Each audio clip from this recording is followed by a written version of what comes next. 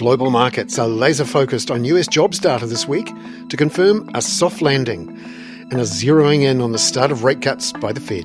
Australian retail sales figures are yet to show the Stage 3 tax cuts, and Indian GDP growth was below the Reserve Bank of India's forecasts. That's coming up in our 5 Things in 5 Minutes. And then, in our bonus deep dive interview, ANZ senior economist Catherine Birch has an important economic data warning after cost of living support started seeping into Australia's headline inflation data. We're going to have to pretty much ignore headline inflation for a little while because some of these cost of living relief measures, particularly the electricity rebates, I guess you could call it artificially and temporarily dampening headline inflation. But first, in 5 and 5 with ANZ, global markets are watching the US economy this week on its final approaches to a soft landing, with US non-farm payrolls on Friday night the next milestone on the path to a 25 basis point rate cut by the Fed on September 18. Here's ANZ Group Chief Economist Richard Yetzinger on that slower-than-expected approach. Chair Powell started talking about easing last December. Here we are in September. He still hasn't delivered one, but you would say as close to a certainty as these things get, the Fed will ease at their September FOMC meeting, and a 25 basis point cut, I think, is vastly more likely than any of the other options. And certainly I think market expectations have centred in on 25 and really given up on the idea that there was any real reason for the Fed to do some sort of emergency 50-point move. US stocks closed on Saturday morning around 1% higher, and US Treasury yields were flat. The US dollar index nudged 0.3% higher. However, the Aussie dollar begins this week at 67.64 US cents, and the Kiwi is at 62.49 US cents.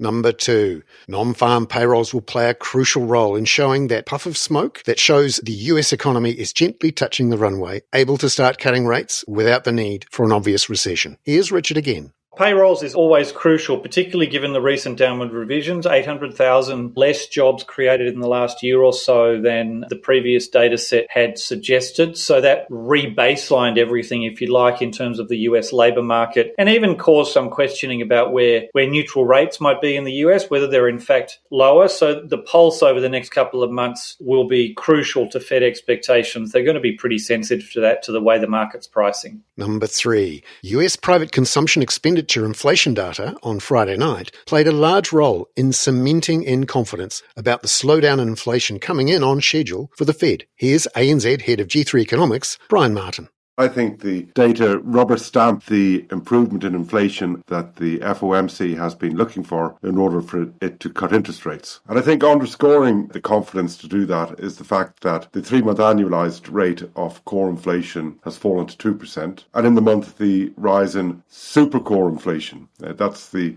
services ex-housing, that was 0.2% in the month, and the 3-month annualised again is 2%. So that's all saying that inflation is moving in the right direction towards target. Number 4.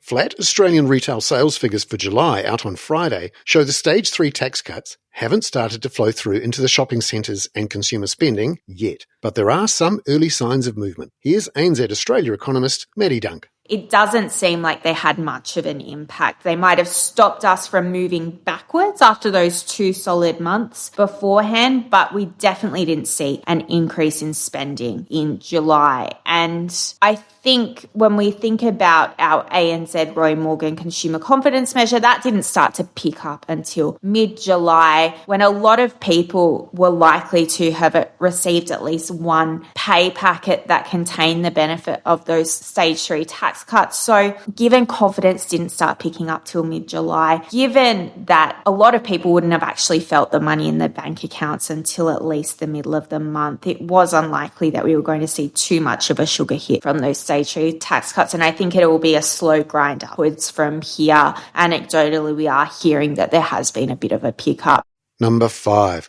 GDP figures from India on Friday were in line with the market expectations for the June quarter for growth of 6.7% from a year ago. But that was below the Reserve Bank of India's 7.1% forecast. ANZ economist Diraj Nim says there aren't any alarm bells yet, but it will be a focus for the RBI. This GDP print is not alarmingly pointing to a slowdown, so to say, and therefore there is nothing to be immediately worried about from a monetary policy perspective. But we think that the Reserve Bank of India will become more watchful of the incoming growth data to scan any signs of a slowdown sharper than their projections are currently showing. Duraj Nim there. Now, in our bonus deep dive interview, ANZ senior economist Catherine Birch tells my colleague Alex Tarrant about an important warning after cost of living support started seeping into Australia's headline inflation data. Look, I think we're going to have to pretty much ignore headline inflation for a little while because some of these cost of living relief measures, particularly the electricity rebates, I guess you could call it artificially and temporarily dampening headline inflation. We saw the electricity rebates from federal and state governments start to be rolled out in Queensland, in Western Australia and in Tasmania, but they only account for around 20% of electricity in the CPI basket. And from August, we'll see the rebates for New South Wales, Victoria and South Australia start to be paid, and they make up a much larger 78% of electricity in the CPI basket. So we will see more falls yet. Just looking at this sort of rolling maul of electricity rebates coming on, how low are they going to actually push the headline number? Because obviously people will still see headlines of the headline number going lower and lower.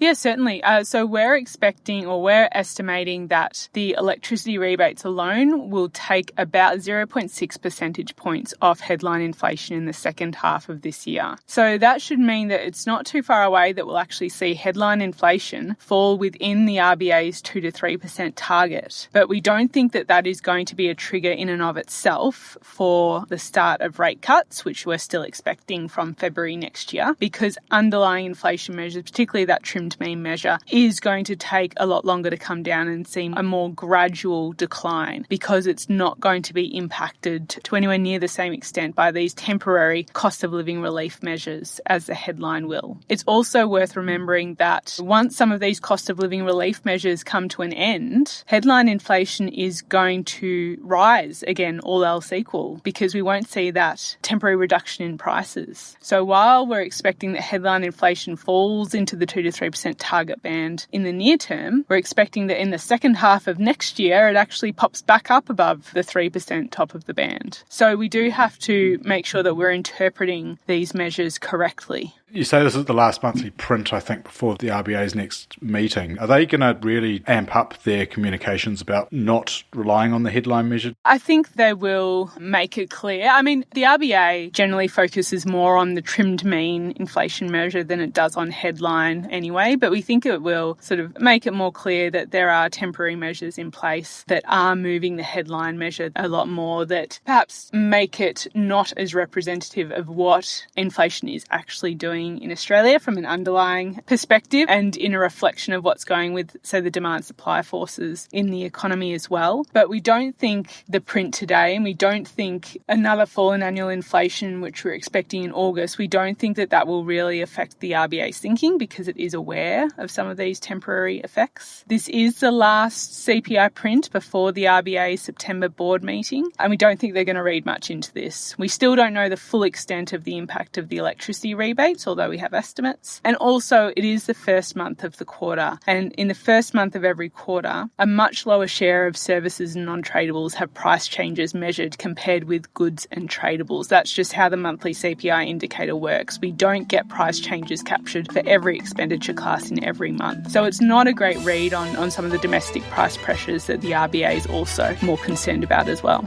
Catherine Birch there. I'm Bernard Hickey. That was 5 and 5 with ANZ for Monday, September the 2nd. Catch you tomorrow as we look ahead to key Australian GDP data on Wednesday. This podcast contains general information only, not investment advice. You should obtain advice for your personal circumstances before making any investment decisions. Please view the podcast disclaimer available via your media player or email.